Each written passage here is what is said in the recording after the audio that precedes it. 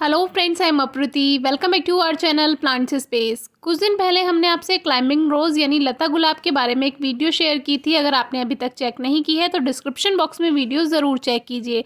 आज हम आपको अपने गुलाब में एक बिल्कुल अलग ही बात दिखाने जा रहे हैं, जो कि आप में से शायद ही किसी व्यूअर ने इस बात को नोटिस किया हो।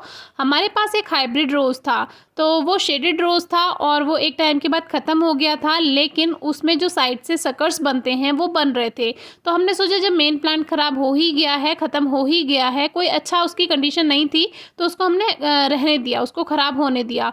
लेकिन साइड से उसमें सकर्स निकल रहे थे और उन्हीं सकर्स में से ये वाला प्लांट तैयार हुआ। तो इसको हमने अंडर एस्टिमेट किया। हमने सोचा ये वाइल्ड रोज़ है, यानी कि जो जंगली गुलाब में ग्राफ्टिंग की जाती है उस तरह से वो हमारे पास ऑलरेडी है, तो हमने उसके लिए ज़्यादा ध्यान नहीं दिया, इसको ऐसे ही चलते रहने दिया।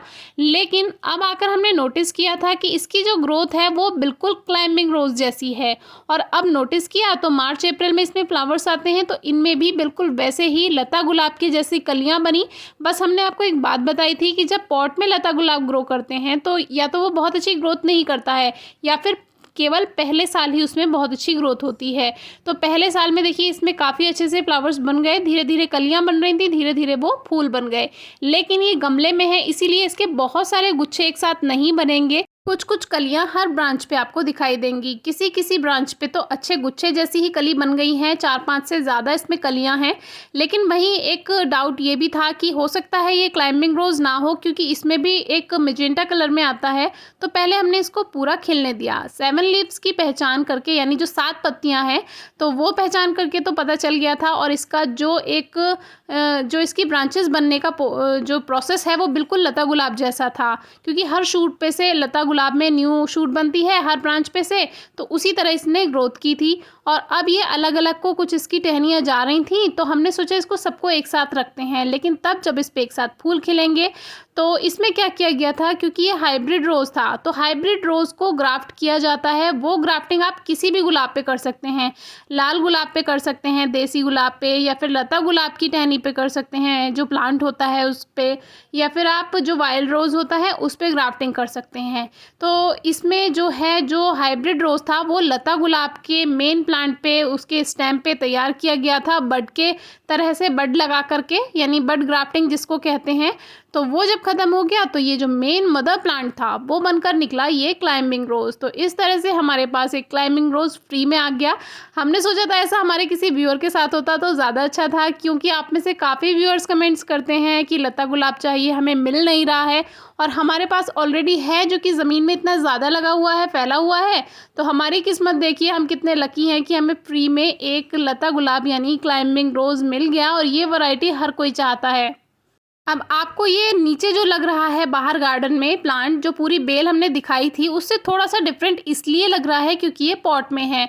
पॉट वाले प्लांट में उस तरह से फ्लावरिंग नहीं होती है जिस तरह से ज़मीन में लगे हुए लता गुलाब में होता है। उस वीडियो में हमने आपको बताया भी है, क्योंकि वो एक बहुत बड़ी बेल है जो कि पूरा एरिया को कवर करती हुई चलती है, जहाँ उसको जगह मिलती है वो फैलती जाती है। अब देखिए एक एक करके इसमें धीरे धीरे कलियाँ खिलती जा रही हैं, और पत्तियाँ आप देख सकते हैं इसकी 7 पत्तियों का इसका एक ये पूरा लीफलेट है। तो आपका हाइब्रिड रोज़ अगर कभी ख़राब होता है या किसी वजह से उसमें कुछ फंगस वगैरह लग जाती है, तो उसमें जो सकर्स आ रहे हैं उनको आने दीजिए। अब देखिए नीचे से इसमें और ग्रोथ हो रही है, उन सभी में 7 लीव्स हैं, तो ये आपकी बहुत अच्छी पहचान करा देगा। यहाँ से देखिए आप समझ सकते हैं कि जो मेन स्टेम है वहाँ से अलग अलग जगह से शूट्स बनेंगी, और ये कुछ ऐसे शूट्स बनती हैं कि जहाँ जहाँ से इसका लीफ नोड होता है वहीं वहीं से इसकी शूट्स बन जाती हैं, और इसीलिए ये क्लाइंबिंग रोज़ कहलाता है, क्योंकि इसी तरह ये फैलता चला जाता है। और अब इनमें भी जो न्यू न्यू शूट्स आ रही हैं उन सभी में कलियाँ हैं, जबकि मैंने इसकी इस तरह से देखभाल नहीं की थी कि ये मुझे फ्लावर्स दे। हमने आपको बताया कि इसको अंडर एस्टिमेट किया गया था ये सोच के कि शायद ये वाइल्ड रोज़ है।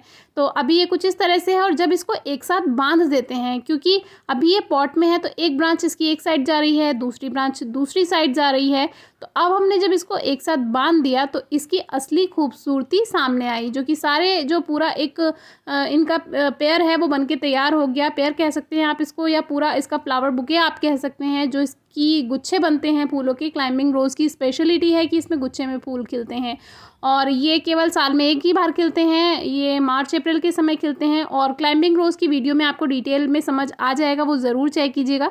कोई क्वेरी हो तो ज़रूर पूछिएगा। Thank you.